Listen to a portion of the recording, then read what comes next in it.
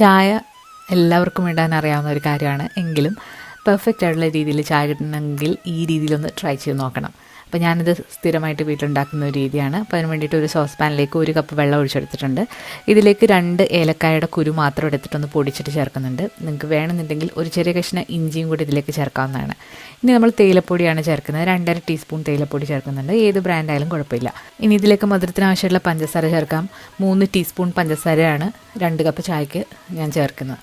ഇനി 1 കപ്പ് പാലും കൂടെ ചേർക്കാം. പാല് ചൂടാക്കിയതോ ചൂടാകാത്തതോ നിങ്ങൾക്ക് ഇതിലേക്ക് ഒഴിക്കാവുന്നതാണ്. പാലും കൂടെ ചേർത്തിട്ട് നന്നായിട്ടൊന്ന് തിളപ്പിച്ച് എടുക്കാം. മധുരമൊക്കെ നോക്കിയിട്ട് അഡ്ജസ്റ്റ് ചെയ്യുക. ഇനി നമ്മൾ ഒരു കപ്പിലേക്ക് അരിപ്പ വെച്ചിട്ട് ഇത് ഒന്ന് അരിച്ചൊഴിക്കുകയാണ്.